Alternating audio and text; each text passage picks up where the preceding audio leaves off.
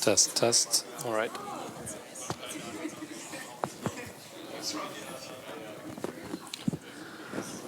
All right, good morning.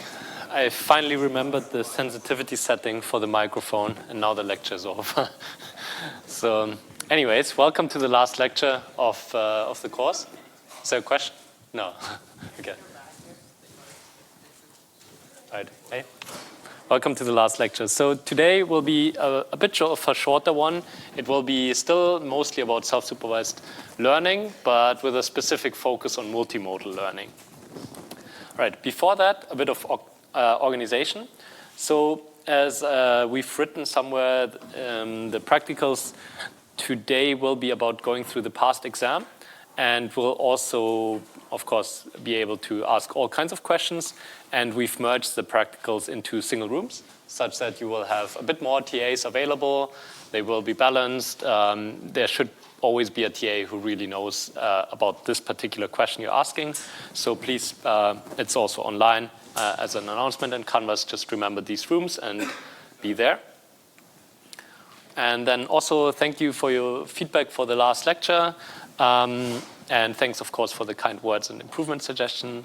There's just one last feedback that will come after the exam. We'll have some handouts there and also try to ask whether we can send the feedback online. Yes?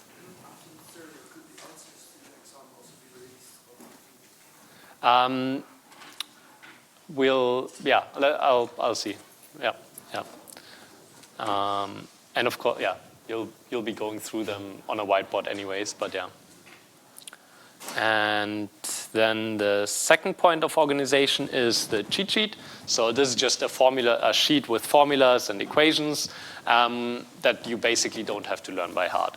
It will contain equations and formula, so these you definitely don't need to memorize, and we will post it today. So this way you know what not to learn.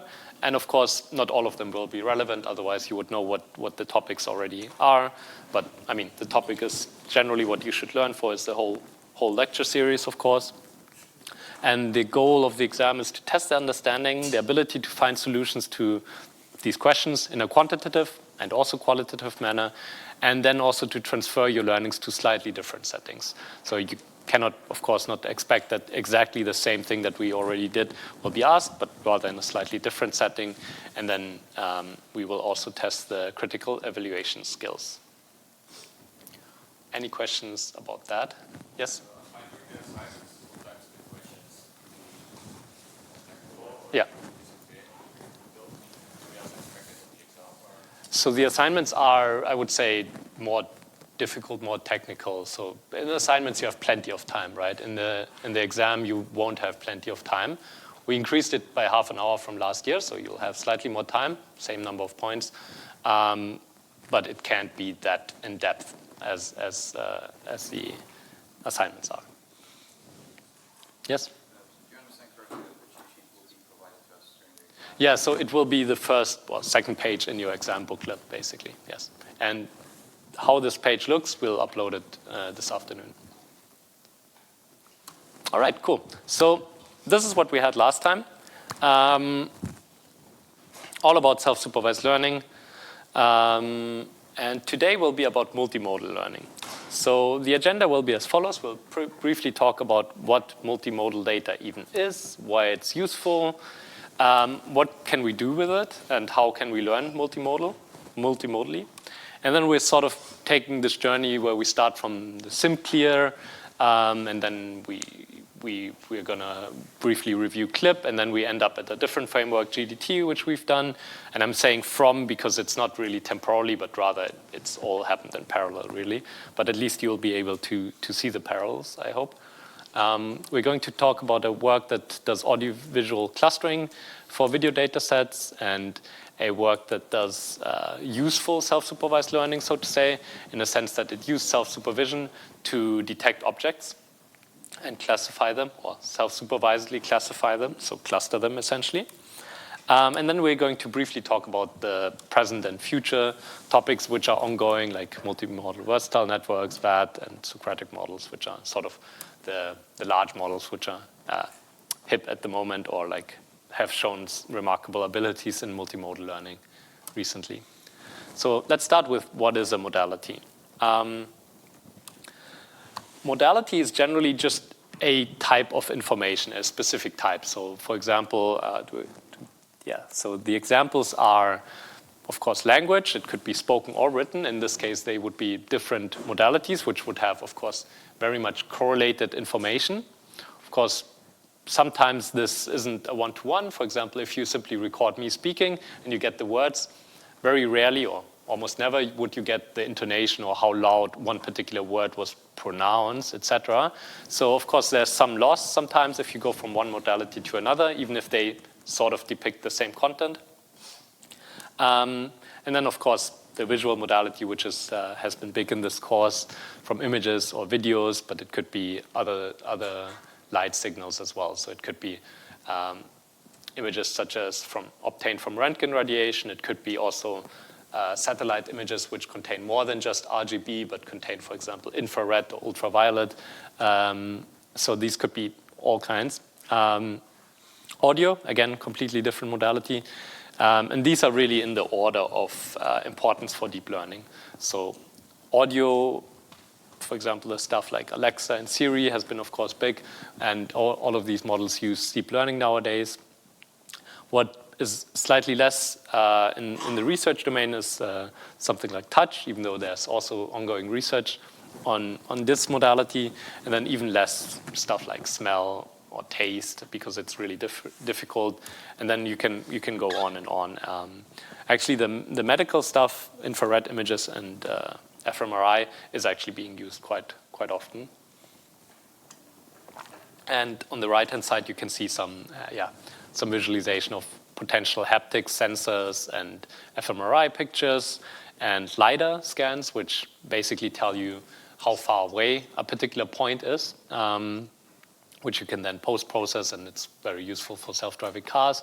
And of course, all of these social networks have multimodal data, so it's almost never the case that you simply post one thing, but usually you have images alongside text, alongside likes, which are different, a different modality again.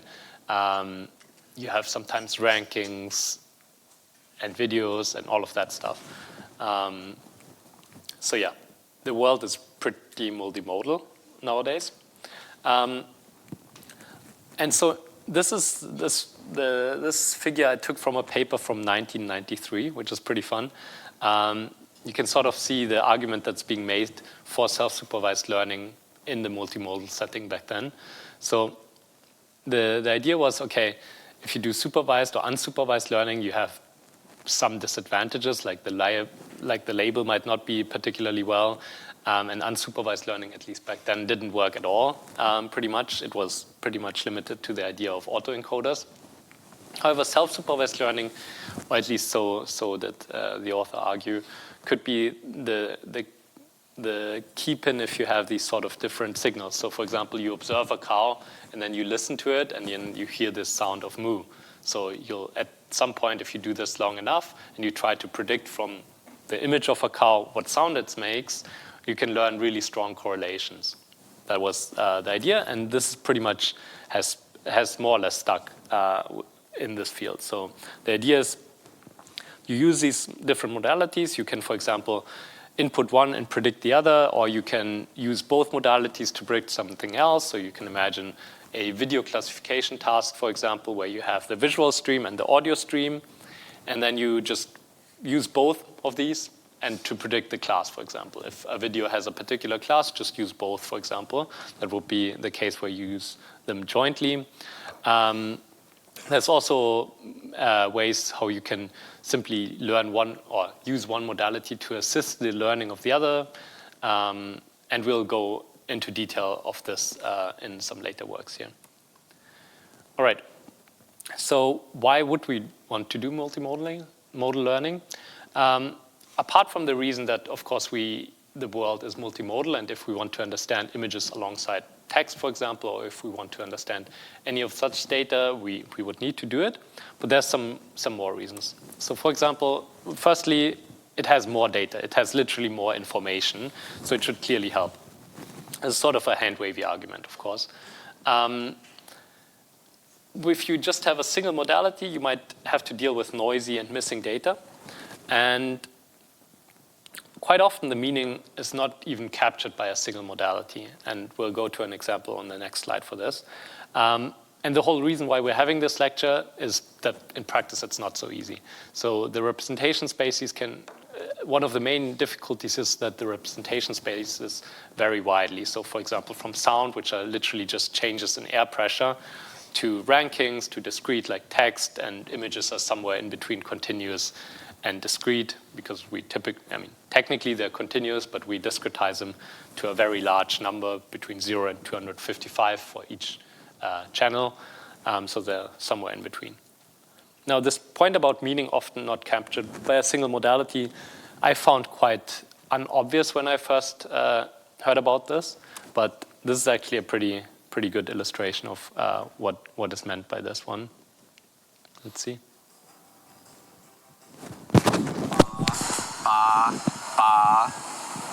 Have a look at this. What do you hear?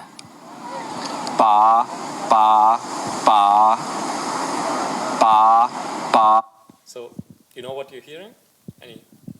Can you repeat it? Ba, okay, yeah. But look what happens when we change the picture.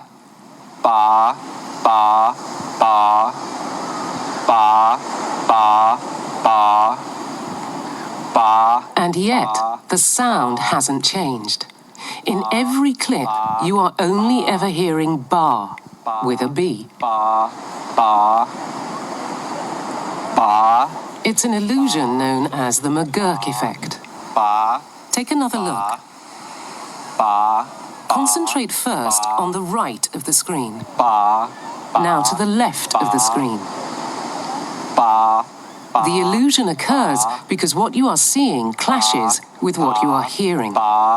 In the illusion, what we see overrides what we hear. So the mouth movements we see as we look at a face can actually influence what we believe we're hearing. If we close our eyes, we actually hear the sound as it is. If we open our eyes, we actually see how the mouth movements can influence what we're hearing. Okay, enough.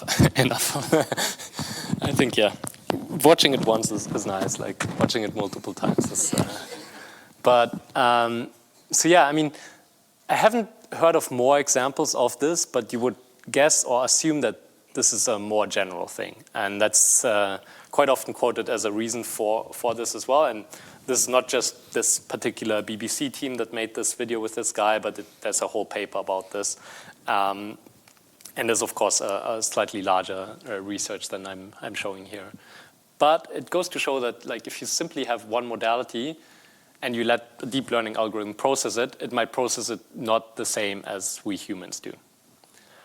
All right, since it's Friday morning, I thought I'm going to have a green slide pretty early. So multimodal learning is a great avenue for scalable deep learning when designing a future robot or self-driving car or generic intelligence, however you want to call it. Why would one perhaps not opt for including more and more modalities? So turn to your neighbor and come up with as many reasons as you can imagine for why using less modalities might actually be sensible. So basically, do the hidden slide that I didn't show you. And I think you can come up with some reasons. And I think we'll, some 2 or 3 minutes for this one.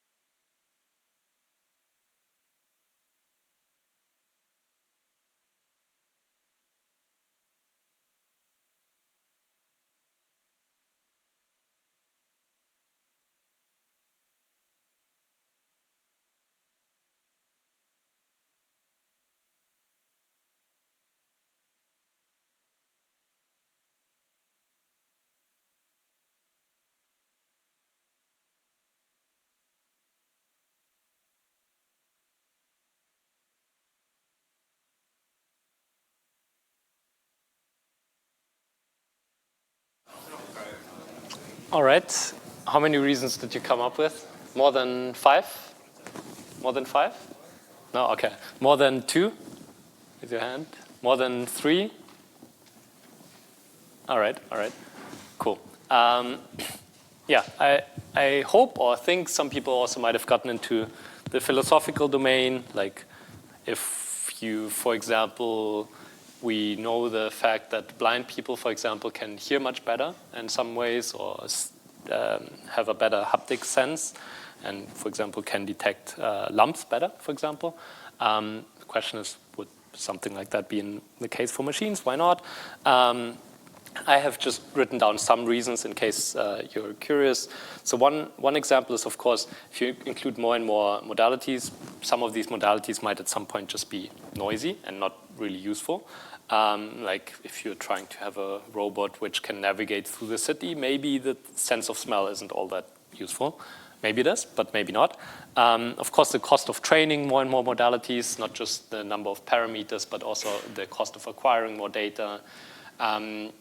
If you have this thing that processes multimodalities, you have an issue or potentially difficulty with interpretability, just like we humans. Like sometimes we don't know where gut decisions come from. A similar thing, if you just have a visual ConvNet, you can at least say the decision is coming from there. If you have a network which processes all kinds of modalities, it's a bit trickier. But I'm sure you came up with more and more reasons which would be nice to discuss in the break. Yes? Mm-hmm. What's the problem of adding noise? Because the model can always learn, okay, that's noisy, that's not important. Mm-hmm. I'll ignore that. If you have like infinite data. Yes, or like if you have infinite data, yeah. I think that's often the point. Noise doesn't matter too much if you have infinite data, but if you have small amounts of data, your model might well be overfitting on that noise or on that particular sensor. So, for example, if one of your sensors is always activates in some scenarios, which doesn't correlate with what's really happening, then during your training, it will simply learn this correlation. And during testing, you wouldn't want this really, because it learns something false. So if it's uniform noise, that wouldn't matter, but noise can be like non-uniform, right? So it might be biased towards something.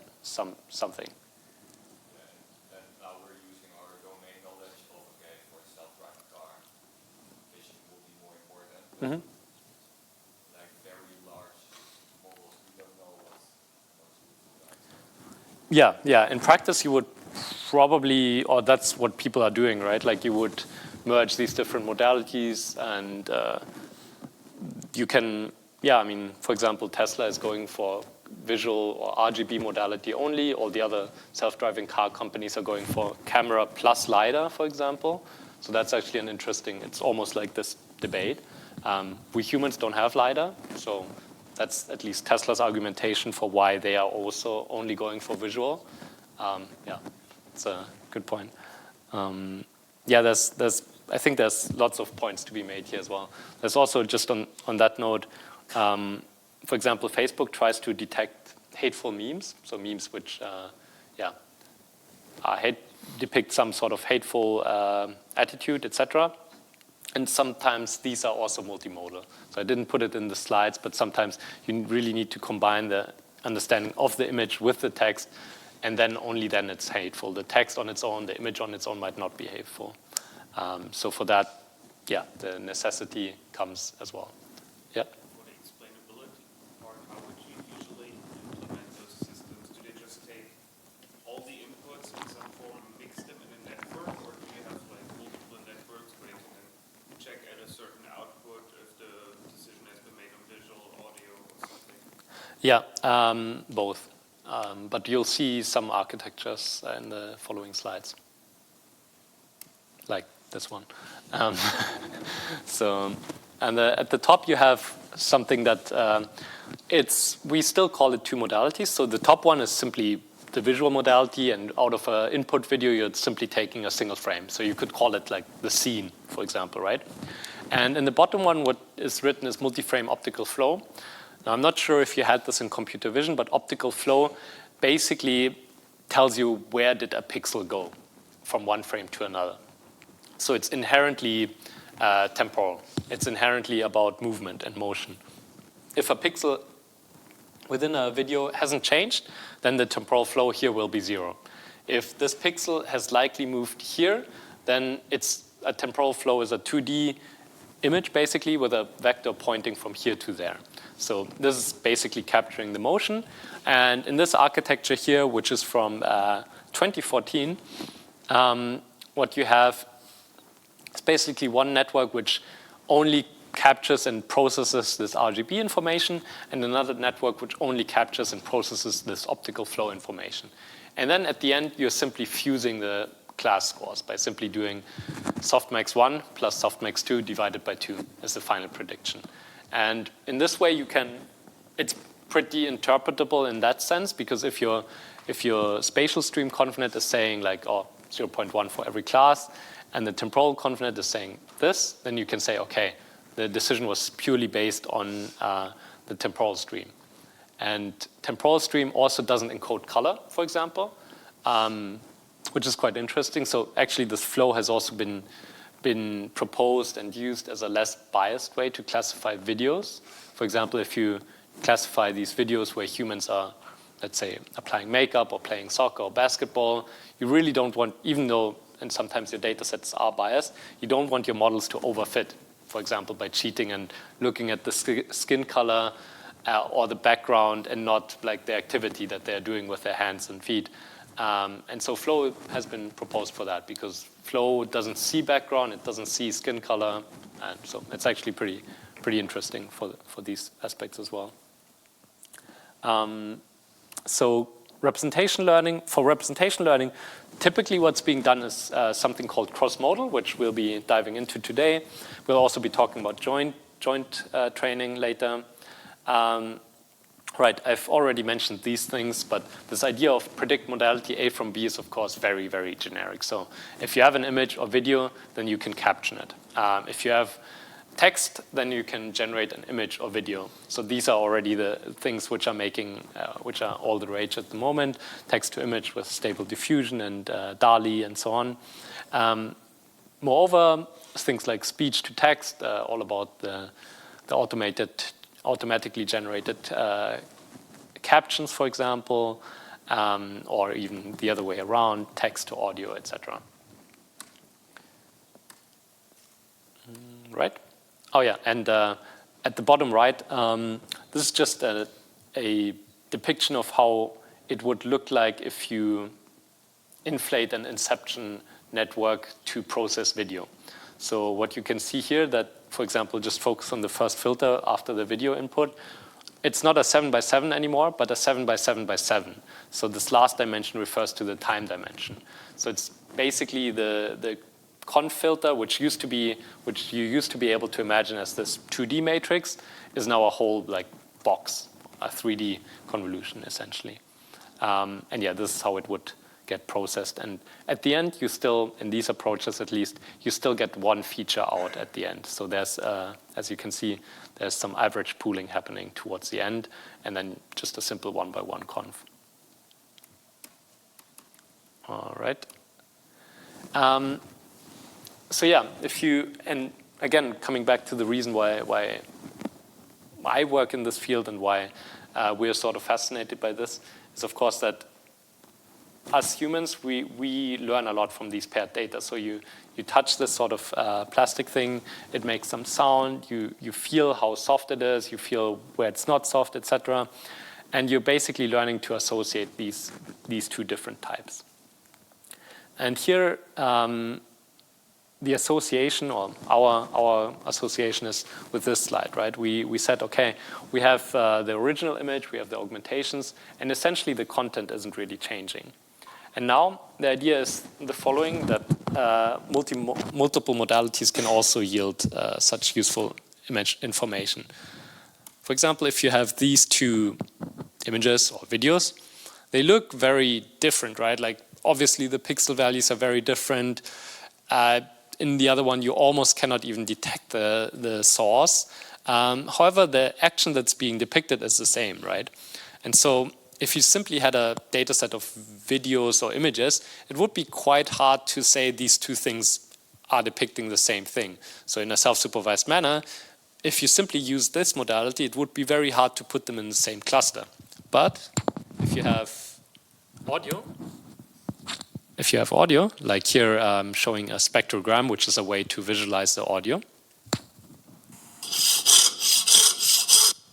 And the audio from the other video. And you can already see it in the spectrograms that they look already quite similar. So not only is the frequency same, the loudness, etc. So it's very easy to say, hey, these two audios belong together.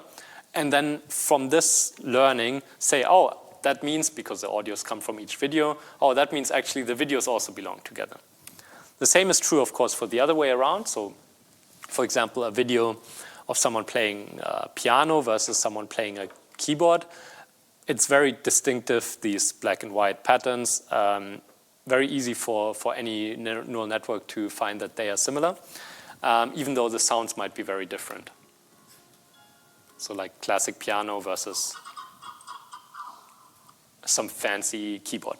So this was this sort of insight was the first thing, and when we first did this clustering work that I presented to you last time, we thought, okay, can we use this somehow for simply clustering videos? And then we first thought, okay, why would anyone care? So first thing is, okay, clustering worked for images, so it should work for videos. But why would anyone want to cluster videos?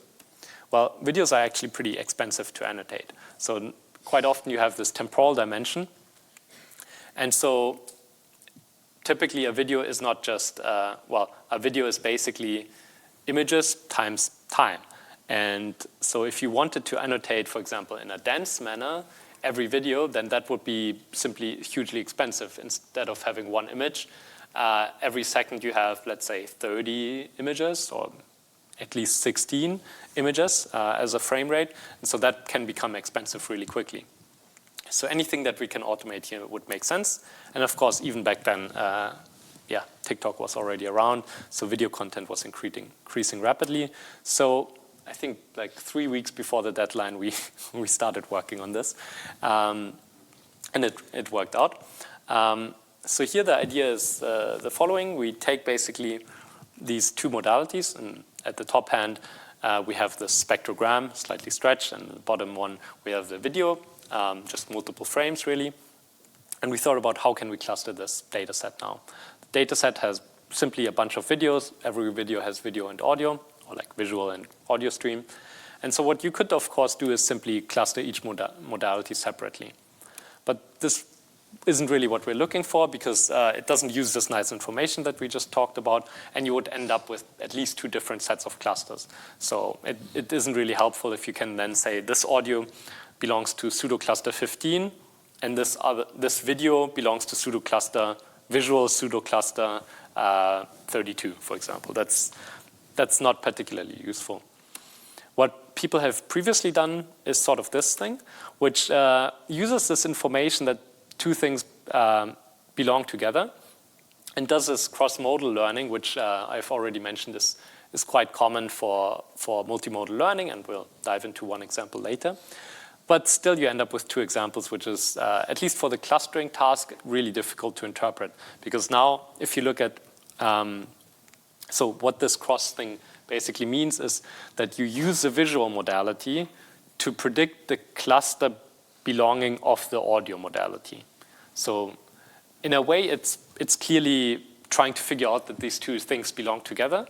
But then the end labeling you get is a bit strange. So it would mean, for example, label 1 would be meaning this is when you use the video to try to predict the audio, and vice versa. So that was hard to interpret.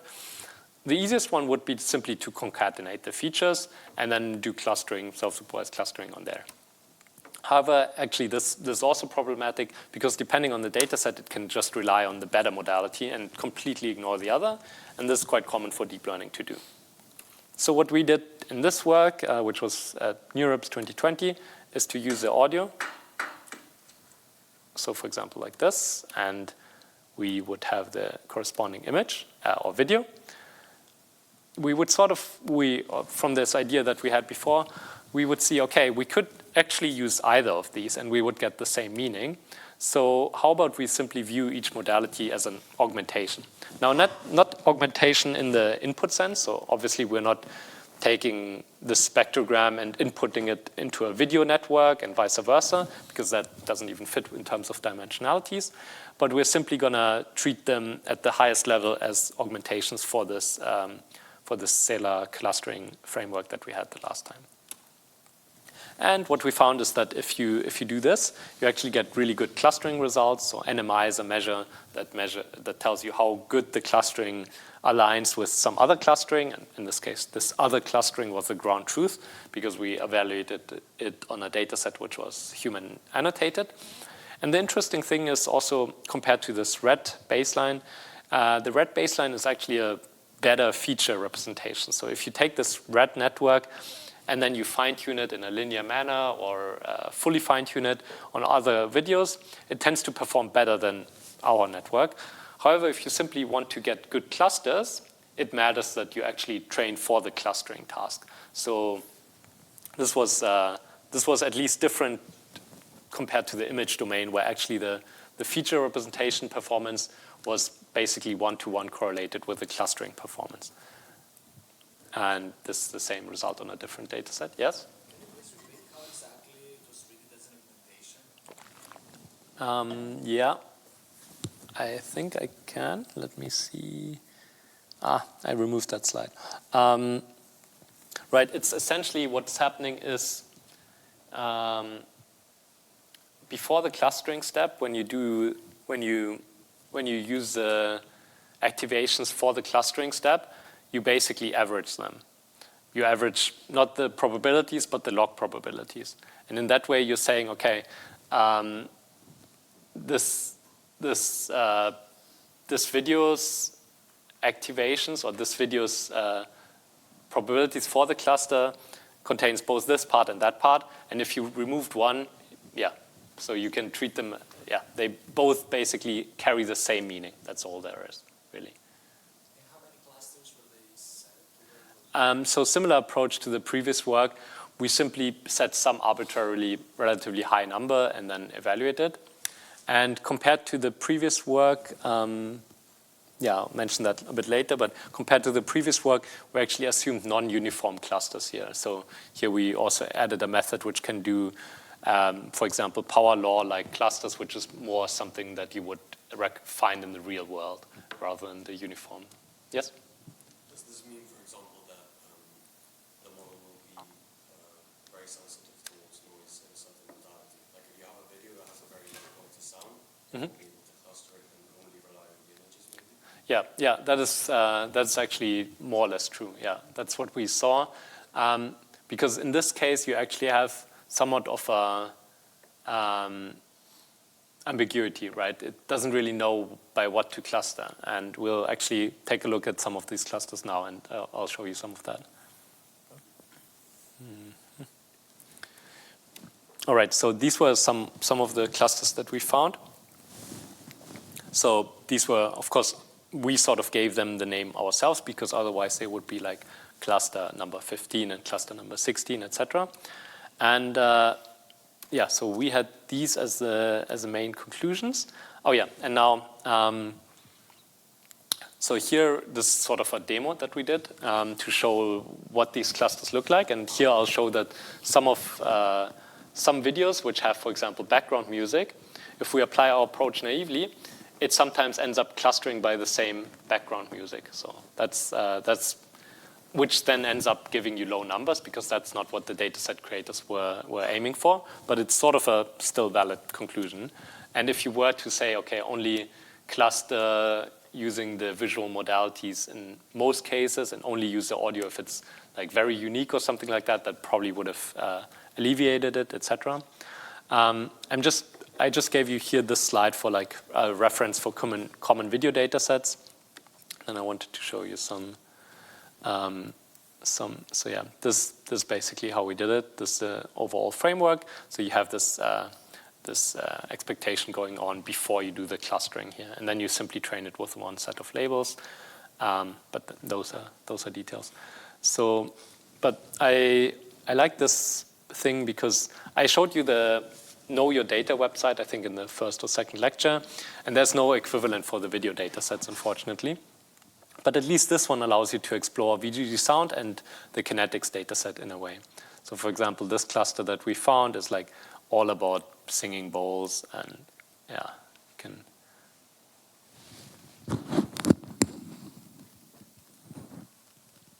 Oh, it's so hard to. Can't reach it.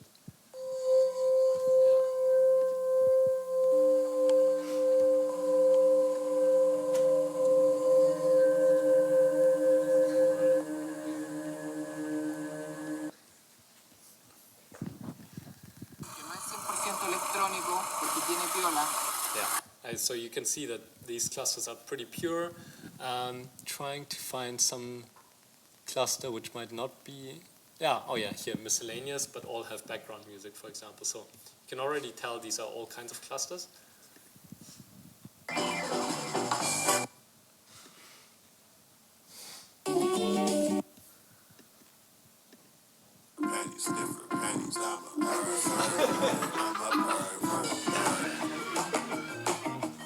So yeah, it is pretty fun actually looking at these data sets, and like random interesting lesson here also is like what we do here. So both of these data sets are basically how they were initially provided were by posting YouTube URLs and people could download it. And what you can see is that some of these videos are not available anymore. Because maybe the creators deleted it, or maybe they were using some music they weren't allowed to do, etc. And in this case, because we are simply linking here with JavaScript to YouTube videos, you cannot see them anymore. However, if you've downloaded these datasets at some earlier time, you have data which users have technically deleted at that point. So also an interesting point about privacy and GDPR and stuff like that. So this is a bit tricky, especially because kinetics, at that point when it was released, someone actually stored all of it, and you can still download the whole data set without any removed videos. You can, if you have a video in this data set, you can actually write to the data set maintainers to have it removed, but almost no one knows that. So, yes? In this case, to annotate these clusters, did you just go through each of the clusters and look at some videos and try to see what was similar, or did you have a metric to know maybe how to? These ones here, what we did. Yeah, so because these data sets both have annotations, the first thing is, and what you can do here is, you can sort by entropy. So entropy basically is simply, yeah, how pure is it in terms of the ground truth classes. And then to find these more interesting ones, yeah, we just clicked around. I mean, it's pretty fun and really screws up your YouTube recommendations. But all right. So yeah. Yep. Is there some weighting between the two modalities, which would be learnable to say which one is more important for the file prediction? So there wasn't in this case, but I think it's a good idea. Yeah, like besides just some arbitrary weighting, like just use 0.8 times video and 0.2 times audio. Actually, I think that weight could be learned as well. So that would be actually pretty interesting. Yeah. Yes? Do you have the performance on the like separate, so the audio and the video separately to see? Because I saw some samples that are quite easy to distinguish purely on video, for instance. Yep. Yeah. If you do it separately, it's always worse. As in, like the score for the whole data set. Yeah. Maybe you'll find this one cluster which is all about scuba diving easier if you simply use visual, because it's all like completely blue essentially. But sometimes you might have background music, sometimes not. So if you use both modalities, maybe that one cluster is more difficult to find. But generally, and this is the case for all of the works which we're going to talk about today, using more modalities works. And that's pretty much why we did it, but yeah. Any other questions? All right. Oh yeah, and then because we had these for completeness, here's a reference of common video datasets. There's another not so common video dataset, but it's pretty fun. It's basically all about when one action changes to another. And I think they basically crawled it by looking for fail videos and simply renamed the dataset oops dataset. And it's it's pretty fun. And you try, the goal of this dataset is basically to detect when one action changes into like an unanticipated action. So, yeah.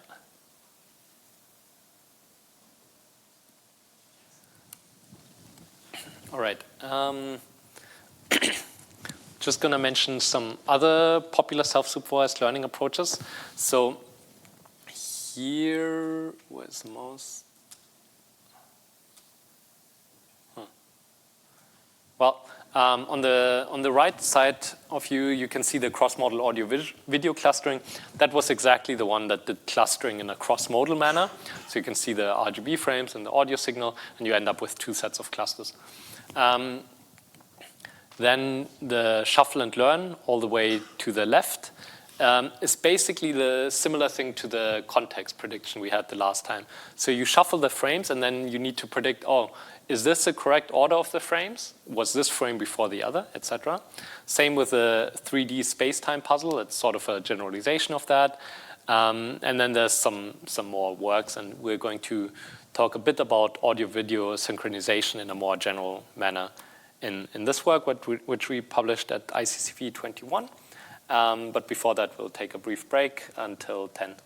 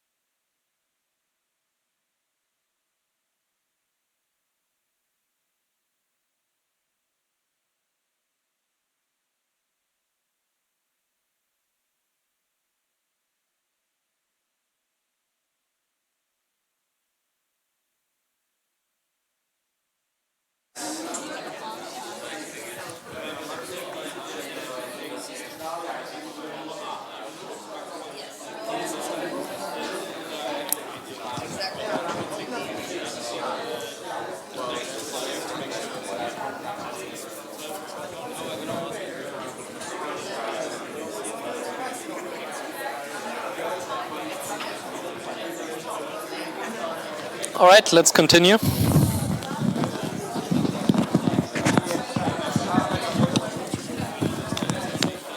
Can you please sit down?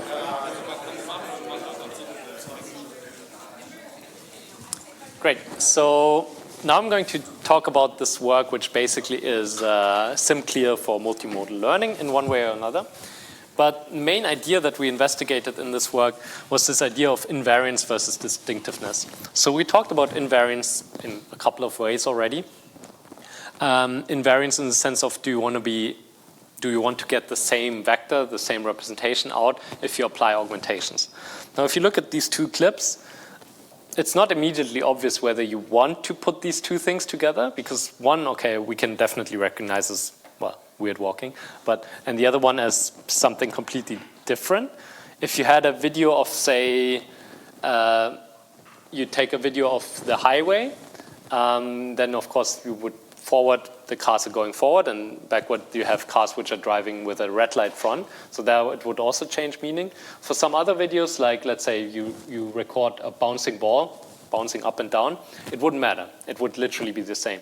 So it's a bit like not obvious which things you want to be invariant or distinctive against. And with distinctive, I simply mean the opposite of invariant. It doesn't necessarily mean equivariant. Equivariant would mean that by changing one thing in one domain, for example, here you reverse it, it would mean that the last representation would get reversed, which is a very strong statement. Here we simply mean that it's not the same. And so this is sort of what we wanted to test in a simple manner in this work. So we tested the one easiest hypothesis is what we'd call sample distinctiveness. And this is the main thing that SimClear does, right? It's contrastive, or any contrastive work. It's contrastive for one sample against another sample. And then this time reversal idea. And then this time shift idea. So time shift is basically, you have a video, and now you take a crop at the beginning, for example, that's the top one, and then you take a video that's slightly afterwards. So here it probably makes sense. The semantics are sort of contained, but does it always make sense? Does it make sense to treat these as augmentations? So the framework here is basically looks as follows. You have a video and you can extract clips. So clips are simply shorter videos, basically. From each clip, you can slice the modalities such that you have the visual one and the auditory one, and you apply some augmentations each within a modality. And then you have these Psi-V and Psi-A, which are simply encoders. In this case, there were 3D ResNets and 2D ResNet. 2D for the spectrogram, because the spectrogram is simply an image. And then you do this contrastive learning that we had the last time. And the idea is, again, that you learn these relationships in between. And here, putting these sort of together, I hope it's more or less clear the differences or the similarities. So in SimClear, you had the same encoder for both augmentations, essentially. For clip, you were using a text encoder instead. And in this work, which was before clip, you, instead of having image text, you had video audio. And so a quick quiz here is, well, this work resembles somewhat simply applying SimClear to audio video. But what does one need to be careful about generally?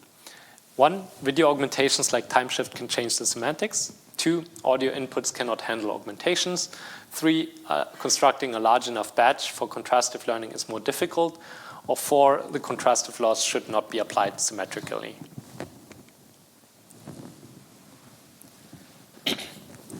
All right. 1, 2, 3. 2, 2, 2, 3, 1 somewhere, not sure. 1, yes, that is true. 2, not true. There are different augmentations, basically. So instead of applying zooming in or changing the colors of a spectrogram, doesn't make all that much sense. You apply augmentations in the audio space where you, for example, add some random background noise or you make it slightly louder, etc. 3 is very true because now you have the temporal domain.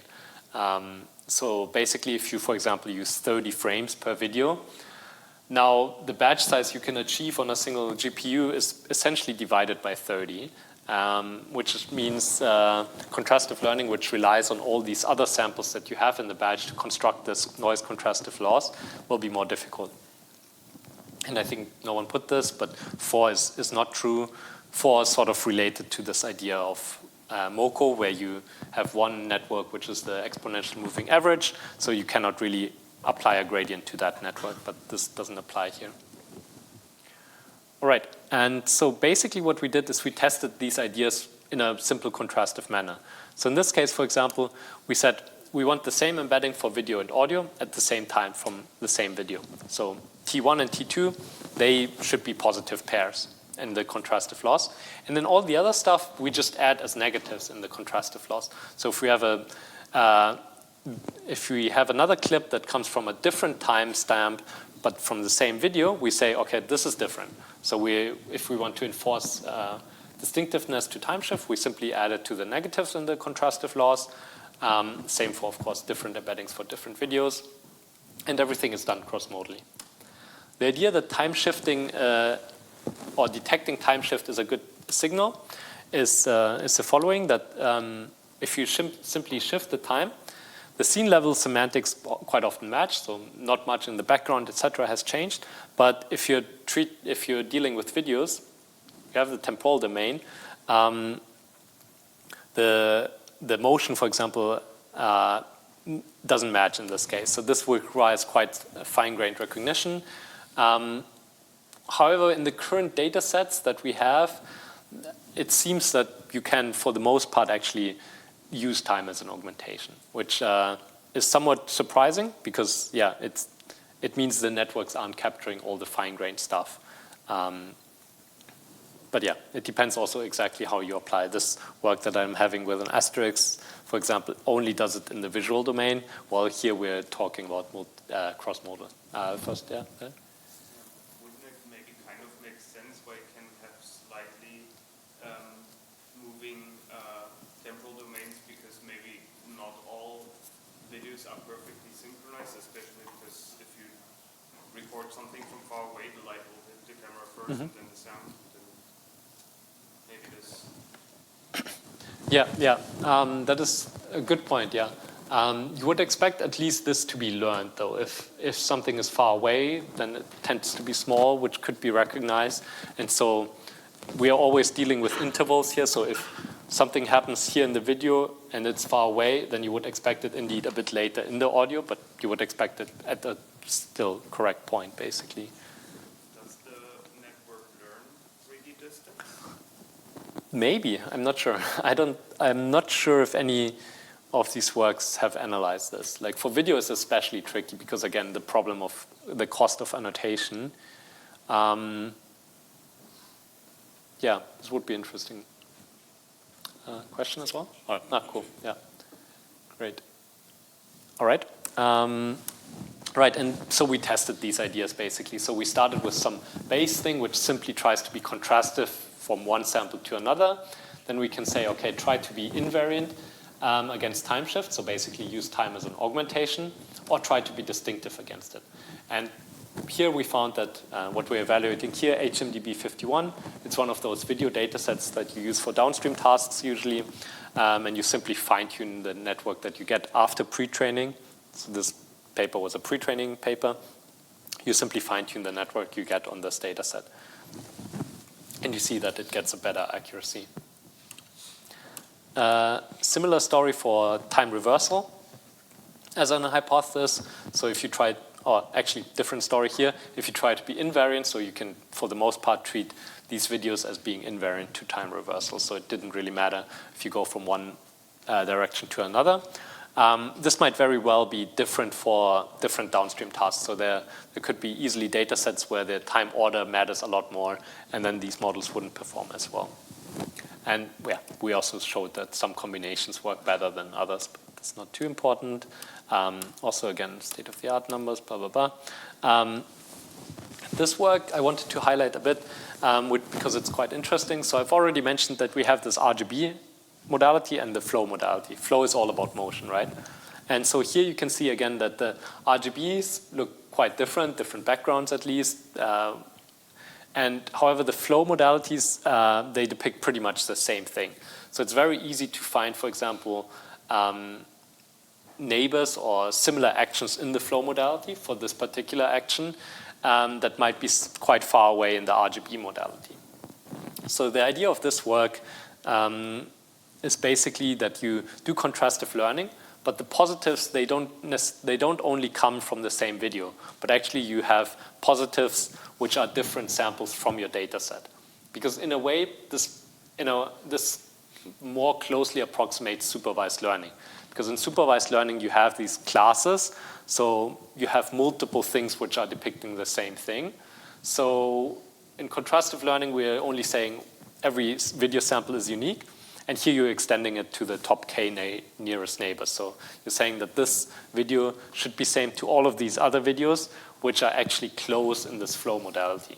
And so what they basically do is they find nearest neighbors in the flow modality, then do contrastive learning in RGB, then they find nearest neighbors in RGB modality, then do contrastive learning for the flow networks, and yeah, keep on doing this.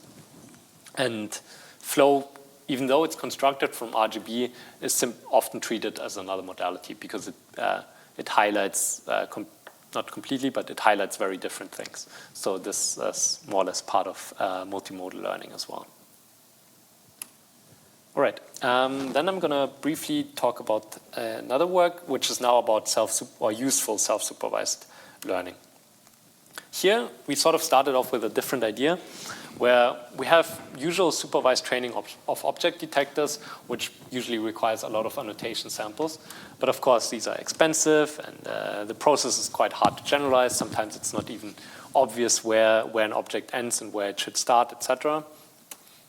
The idea was that we instead use these multimodal signals for trying to solve self-supervised object detection.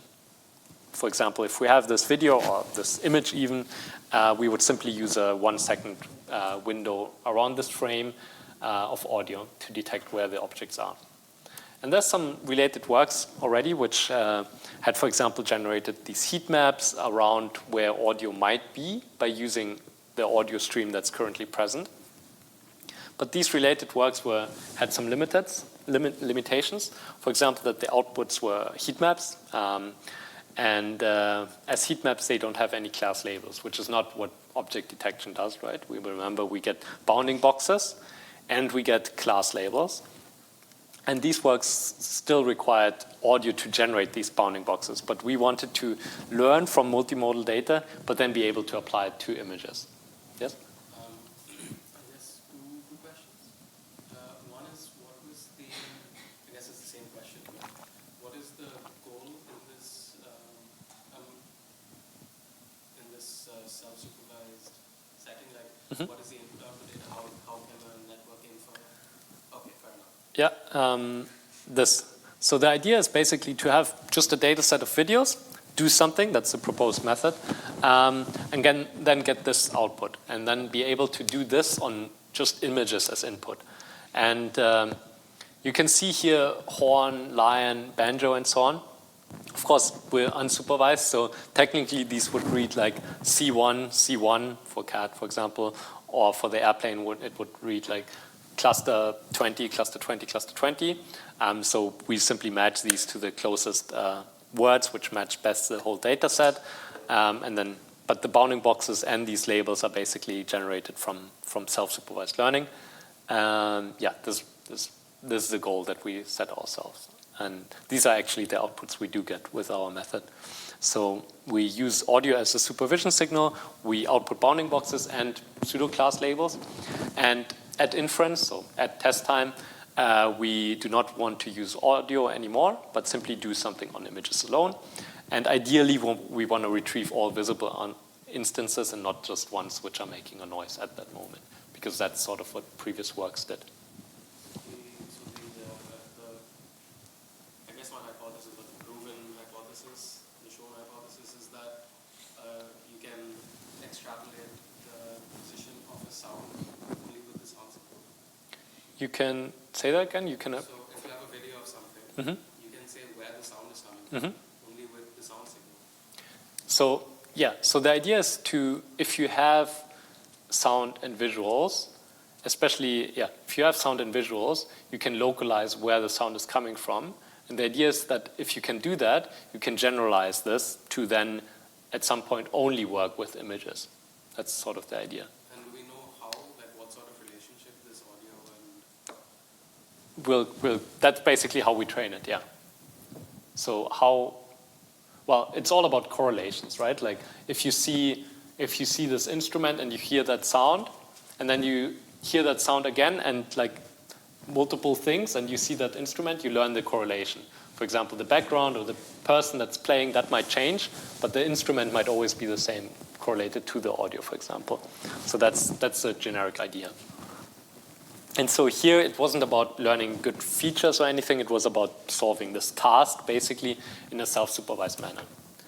And so the framework, and we won't go too much into the details, but it looks like the following. Again, we have these two encoders, we do contrastive learning, and we do clustering.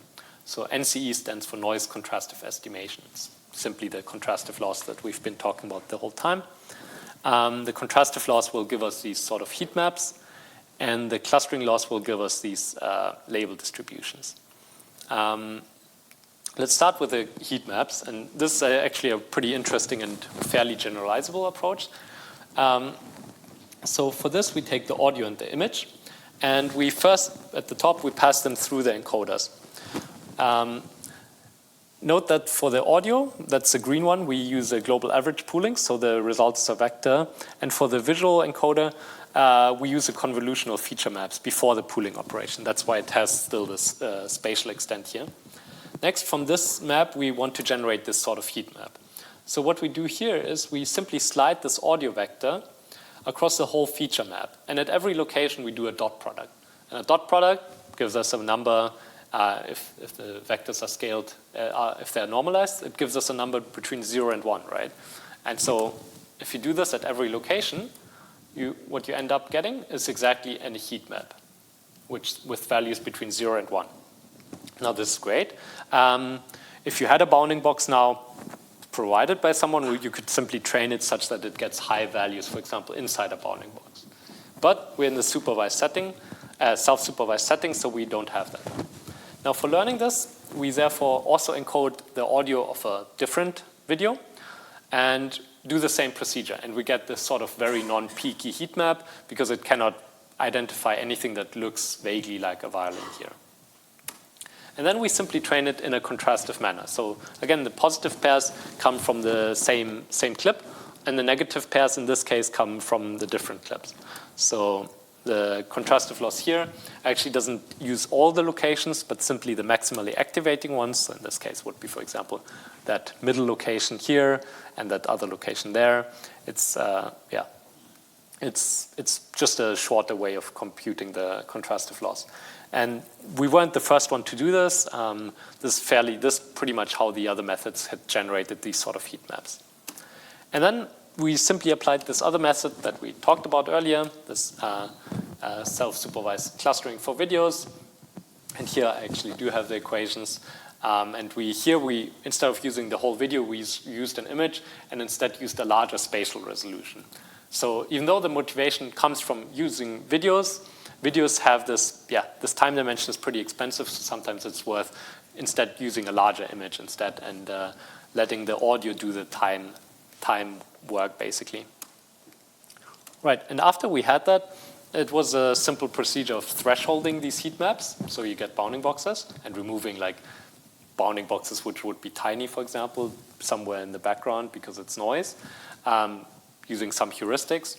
And then taking from this self-supervised clustering algorithm some sort of cluster, and then realizing that that's all you need for training object detector, like faster RCNN that we had spoken about. And now faster RCNN doesn't care if the annotations you're giving it are pretty noisy or aren't like the real things. You simply give these, and you don't need names for these classes.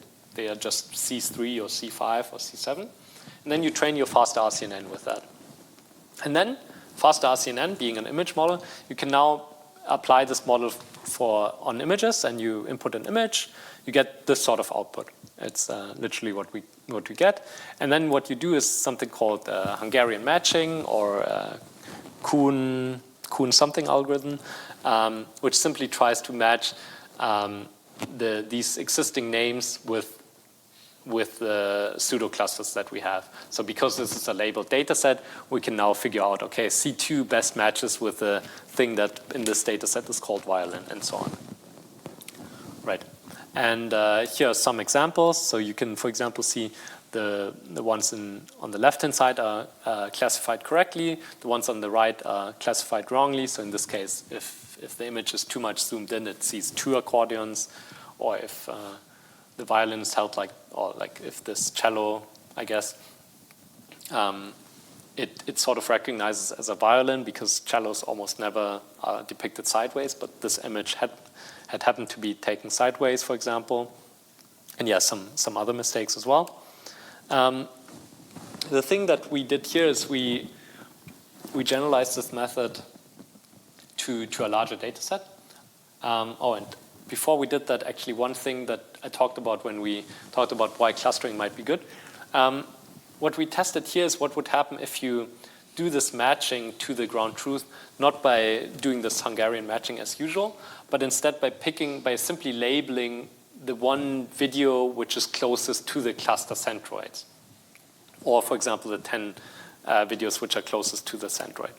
And what we find is that it pretty much works decently. Like you get a small loss in performance, but not too much. So 39% versus 37%. And this one really requires you to only label 10 videos per cluster that you found. So that's pretty cheap. And yeah, then we applied it to this generic data set, which is already the images that you've seen, which can then, after training the faster CNN, detect all kinds of objects in a self-supervised manner. And of course, this is, the bounding boxes are not super tight, as you can see, so nowhere near supervised performance. B, it doesn't always work. And C, as you saw in the pipeline, it's a bit ugly in a way. Like we first do this, then we do that, and then we train this. But this was mainly to show that this is possible using self-supervision. And of course, like half a year later, the Dino model came out, which can do like really nicely find the places where objects are. And so now the Dino model is like the go-to model to do this kind of things.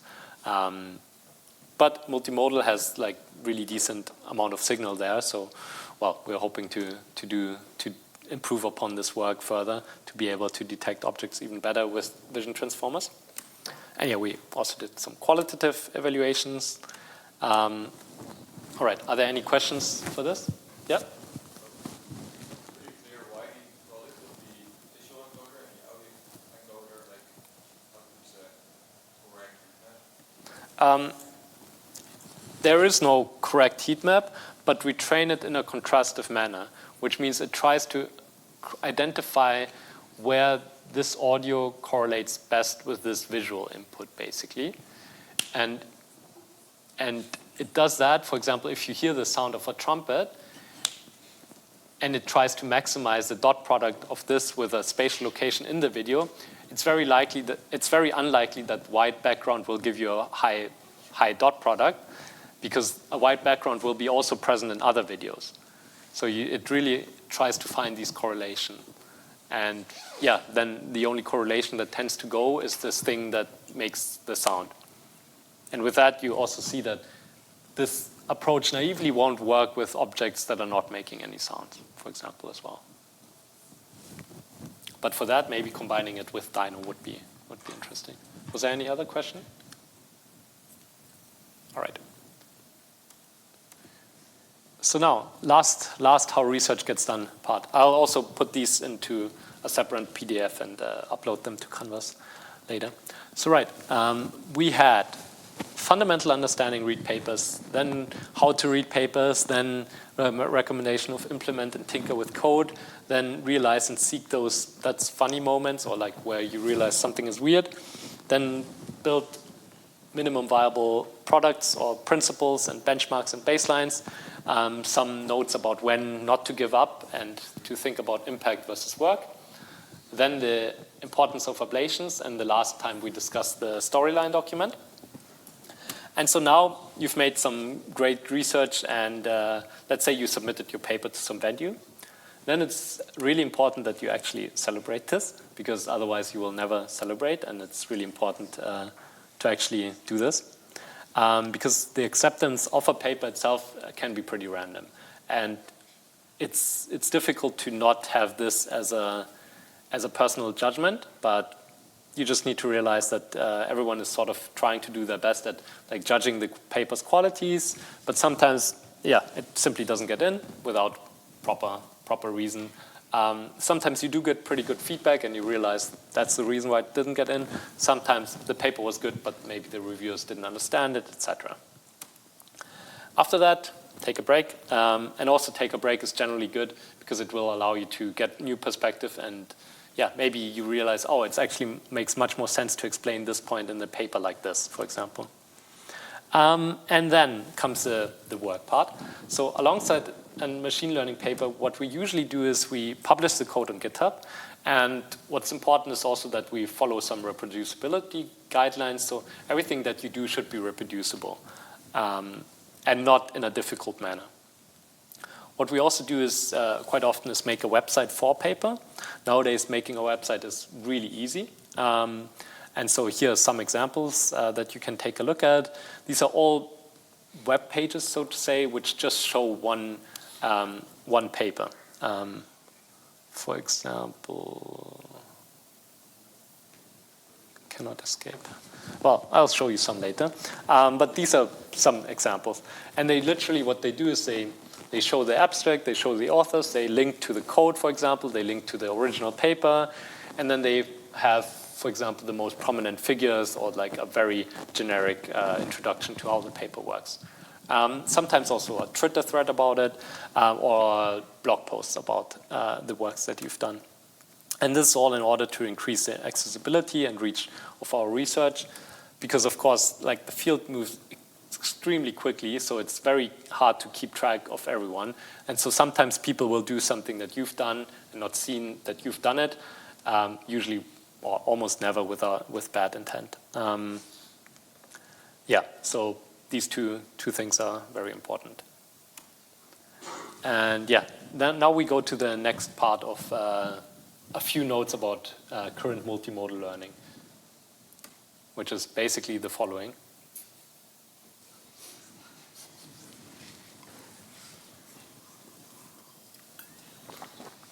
Trust me, it's so much funnier if you're actually a PhD student.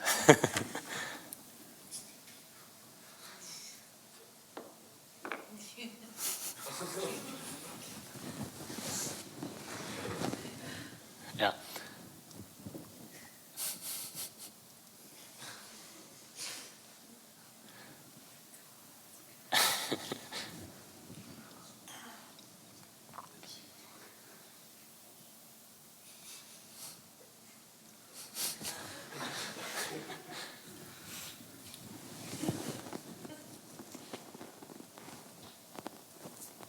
Retweets. Yeah. So yeah, that's that's multimodal learning.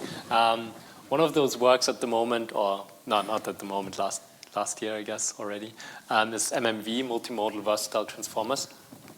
The idea is basically let's generalize contrastive learning to more than one modality, to more than two modalities even. How can we do this to three modalities? So and what they find and describe is that, well, A, you need a lot more compute. So this is a paper from DeepMind. And you need to be careful about what features to compare. Yeah, question? So I had a question about how research gets done, actually. How you should? How the research gets done. Yeah.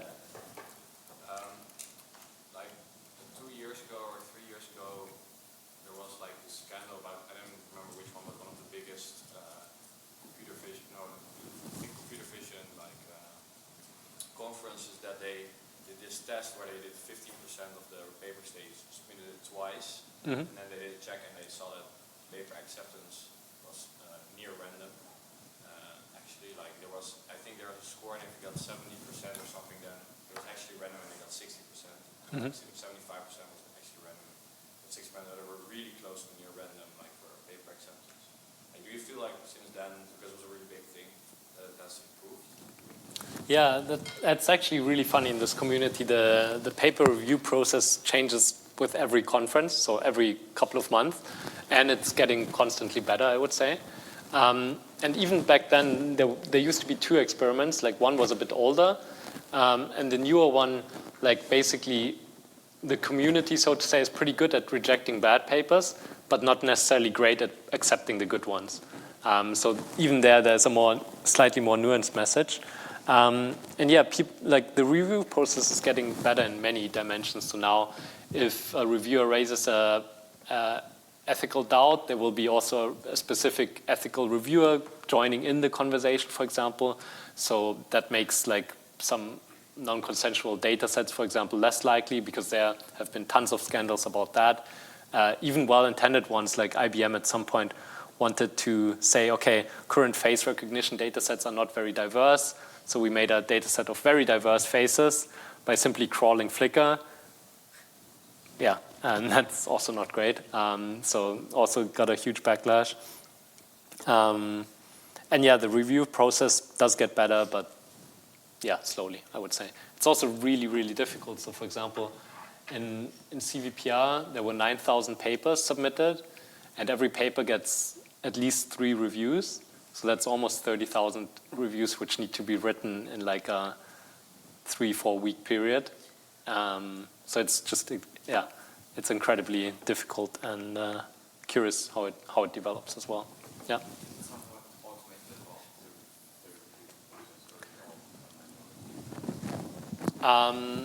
It's all done manually, pretty much, yeah. What you do is you have some sort of hierarchical process. So basically, first, of course, papers that don't fulfill the criteria, like they're 10 pages instead of 9 pages, get rejected. Then you have individual reviewers writing reviews. And then above reviewers, you have basically editors like area chairs. And then above area chairs, you have senior area chairs or program chairs. And so gradually, it's made a bit more efficient. But it is a lot of unpaid work. Yeah. Somewhat random question. Are there data sets of the rejected and accepted papers somewhere? So there are some data sets, and for some conferences like ICLR, you can look everything online. So all the reviews, all the rebuttals, so what you answer to these reviews, everything is public, including the final decisions and all of that stuff. And lots of these data sets were basically created from that. Also the rejected ones? Yeah. And yeah, it's quite interesting, because at the end, these papers will be de-anonymized, so they're only anonymous during the review period. Then you can find papers from like Geoffrey Hinton or like super famous papers getting rejected as well. And yeah, it's so nice to see that it doesn't matter. So in your opinion, how do you think this, okay, so right now there are so many people working on this, in this field, and a lot of very important papers are just published on the archive without, I guess, without being accepted into journal proper.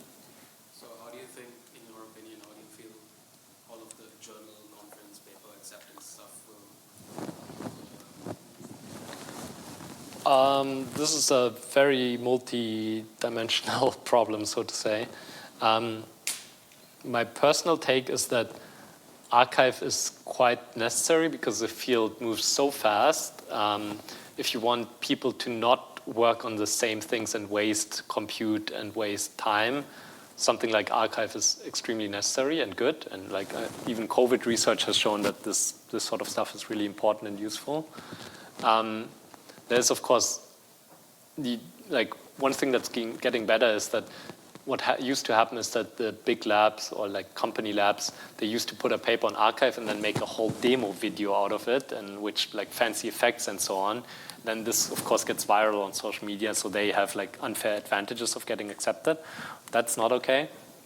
And yeah, I think the speed process of archive is good, but these deadlines are also not, I mean, they're a source of huge anxiety and stress as well, because you either work to this deadline or you have 4 more months, and then every couple of months you have a deadline where you need to submit to.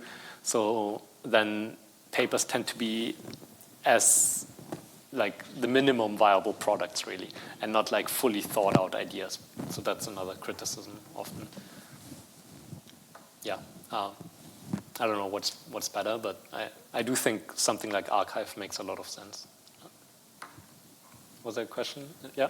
Make some discussion on your reviews, so can you debate them if you don't agree with them? Yeah. So the process is basically you submit your paper, then 3 reviewers write reviews on it with strengths, weaknesses, summary, and what they would like to see addressed in the rebuttal period. So rebuttal period is usually a week or 2 weeks long.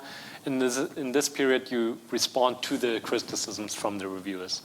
And then you say, actually, this point, you understood it slightly wrong. We meant this one, or thanks for this advice, we'll change this one, or oh, this is a great idea. We tried this now, see the numbers, and it worked as well, or something like that. And then the reviewers see this rebuttal, maybe change their opinion, discuss internally, and then the area chair, which is above the reviewers, basically looks at the reviews and their discussions and their opinions, whether they've changed or not, and the rebuttals, and makes the final decision, more or less. Yeah. So yeah, there's always this time. Yeah. All right. Right, and so what they argue is that in this trimodal contrastive work is that the text modality is more granular. So first in this table, first of all, what you see is that if you use all 3 modalities, namely video, audio, text, that's VAT, it works better than if you just use 2 modalities, at least for the average amount of cases. In this case, the last data set, for example, is just an audio data set, and the previous to last data sets, for example, do not have audio, so I think that's why they didn't evaluate this one here. And what they do here is in this, I can point, in this VAT framework is that you can see in this top figure D that the A and V, there you have the NCE, the noise contrastive loss happening. And then from this feature, there's another MLP that then does the contrastive loss with the text. And here you can see MIL NCE, which simply stands for multiple instance learning NCE, which is essentially also a contrastive loss. So basically, you compare audio and video at a finer level, and then you further process it using some MLP to then compare it with the text modality. And they show that this works really well. Right. I'll skip this part because this is not too important, I think. Instead, I'll go to the VAT. This is now essentially MMV, but with audio inputs, so audio as a raw audio waveform instead of spectrograms, and instead having like one giant transformer as a model. So instead of having 3 models, they experiment with simply having one model and applying self-supervised losses here. And again, same structure here, depicted on the right side of the figure, that you compare video and audio at an earlier level and video and text at a later level. And note that even if you then, for example, want to recover what kind of text belongs to what kind of audio, you can simply go from audio to this joint space of video-audio, and then apply the MLP, and then you're in this text video-audio space. So even though you don't explicitly make the comparison between audio and text, you can still do these comparisons. And yeah, what they find in some sort of analysis, which is pretty interesting, is that in terms of the depth of the neural network, the network automatically learns to divide when to process which modalities. So you're using the whole idea of transformer in another way to not even say what kind of encoder you need for a specific modality, but you just let the transformer figure out that yourself.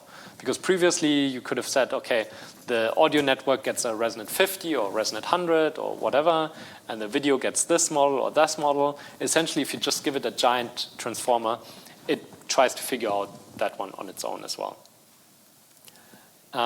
Right, then we have the flamingo that we've already briefly talked about in the transformer lecture, but fits nicely here. So I just wanted to add these slides again because I think they were a bit short in the transformer lecture. Again, now this is a great example of multimodal learning. And the main idea here is that you use frozen vision and frozen language encoders. So these are the dark blue parts. And you simply learn a few simple items in addition.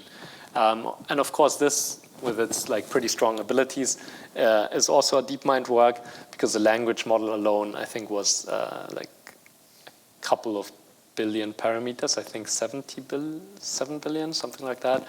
So huge models, basically. But then you get these remarkable few-shot learning abilities. So similar to how you can prompt GPT-3 to solve new things, you can basically let this figure out new tasks on the fly. Right, and then one more model, which I think is pretty interesting. It's, as you can see, it's only on arXiv so far. I don't think it has been accepted to a conference yet, which are called Socratic models. The idea is pretty simple.